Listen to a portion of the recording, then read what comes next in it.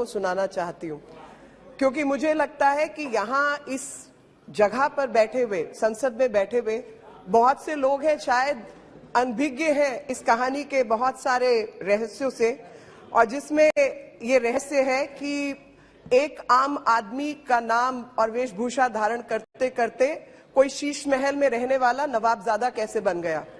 और वही कहानी इस बिल के मूल में है। और वो कहानी है कि एक व्यक्ति जो खड़ा होकर कहता है कि मैं गाड़ी नहीं लूंगा, बंगला नहीं लूंगा, ये नहीं लूंगा, वो नहीं लूंगा, 53 करोड़ का घोटाला करके शीश महल खड़ा करता है दिल्ली के उस क्षेत्र में जहां पर आप ईंट नहीं लगा सकते। 6000 करोड़ से ऊपर का बजट है, 6000 करोड़ से ऊपर का बजट है, 6000 करोड़ से ऊपर का बजट दिल्ली के फ्लड डिपार्टमेंट का है। उसकी मीटिंग जब 21 तारीख को रखी जाती है तो ये नवाबजादे वहां पहुंचते नहीं, कहते हैं मैं और राजनीतिक गतिविधियों में राजस्थान में उपस्थित हूं, तो आप इसको बढ़ाइए।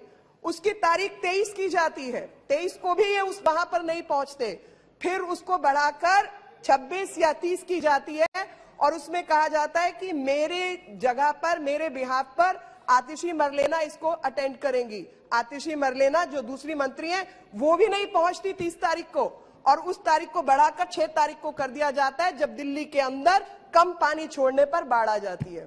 2 साल से दिल्ली फ्लड कंट्रोल डिपार्टमेंट की मीटिंग ही नहीं हुई, और जब 3 लाख क्यूसेक के आसपास पानी छोड़ा गया, दिल्ली में बाढ़ आ गई, 8-8 लाख क्यूसेक पानी दिल्ली में छोड़ा गया, तब बाढ़ नहीं आई।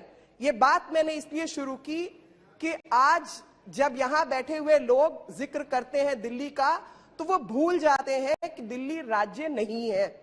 और इसीलिए मैंने कहा 1/4 मुख्यमंत्री, क्योंकि पहले तो आधी ताकत कोर्ट ने ही मान लिया कि law and order, land, all these issues will go to central government. ले दे के एक विषय बचा था जिसके ऊपर सारा झगड़ा है, सारा मामला फंसा सर्विसेज के ऊपर।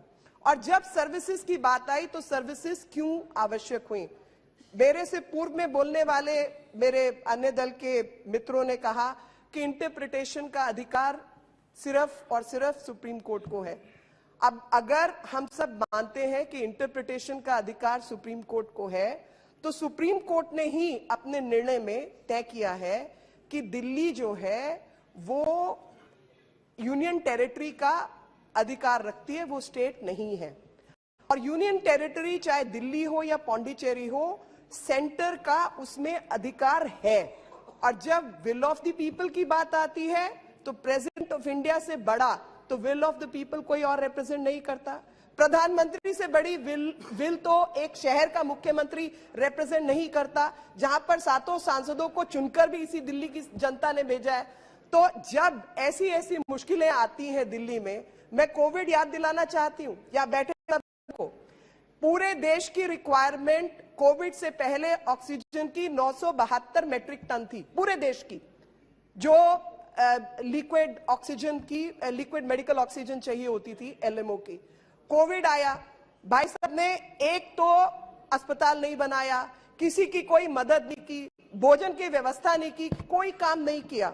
और ले देकर, क्योंकि दिल्ली कैपिटल सिटी है, पूरा देश और अंतरराष्ट्रीय व्यवस्थाओं की निगाह यहां लगी रहती है, तो केंद्र सरकार को कूदना ही पड़ेगा। आप कैसे कह सकते हैं कि भाई सांसद काम नहीं करेंगे? सांसद बेचारे इंटरवीन नहीं कर सकते, लेकिन उनके ऊपर रिस्पॉन्सिबिलिटी निश्चित की जाती है।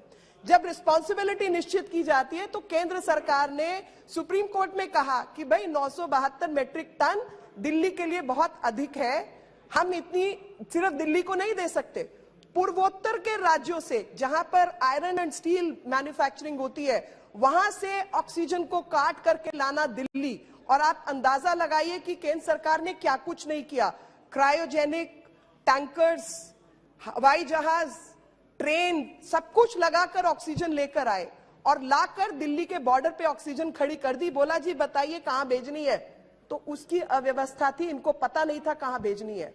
और जो प्राइवेट अस्पतालों की अपनी व्यवस्था थी ऑक्सीजन लाने की, खरीदने की, उसको तहस नहस करके इन्होंने सरकारी अस्पतालों में वहां पर भेज दिया जहां पर कोई व्यवस्था खड़ी नहीं की थी।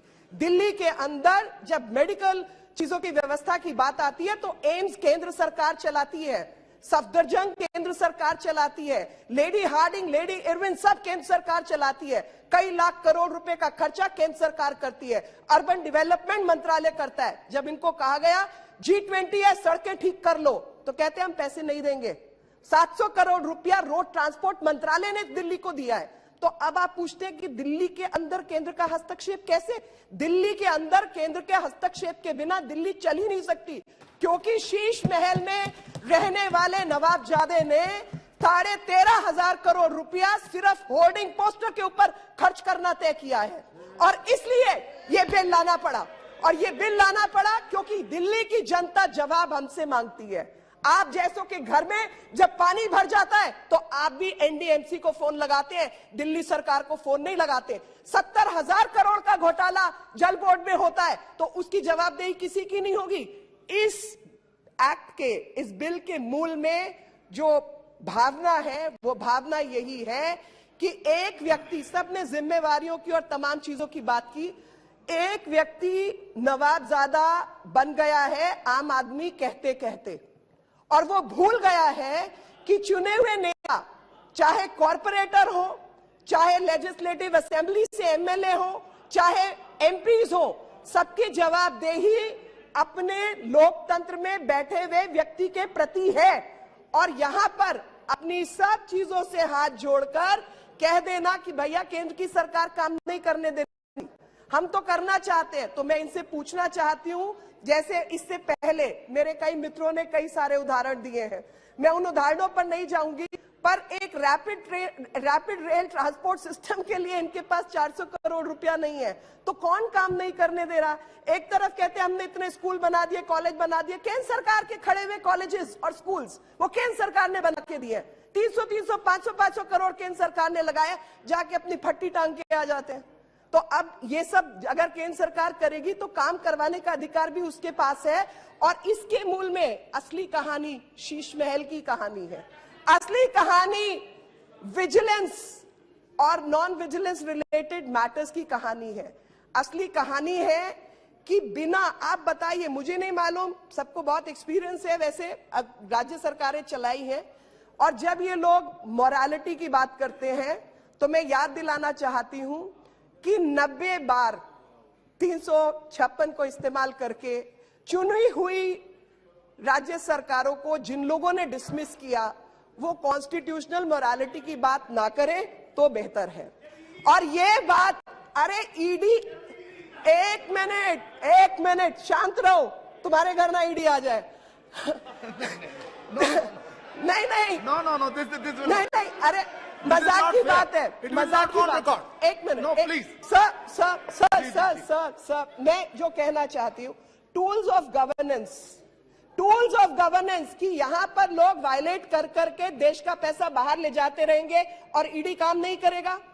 आप देश की जनता को चूना लगाते रहेंगे और सीबीआई काम नहीं करेगी।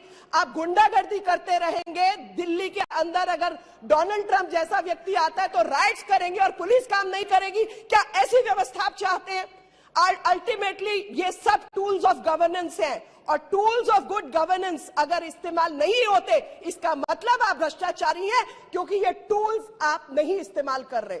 और आज जब दिल्ली की बात आती है, जब इस पर्टिकुलर इनैक्टमेंट की बात आती है, तो मैं इस इनैक्टमेंट में एक चीज याद दिलाना चाह रही हूं, क्योंकि मैंने कहानी शुरू की थी शीश महल में रहने वाले नवाबजादे की।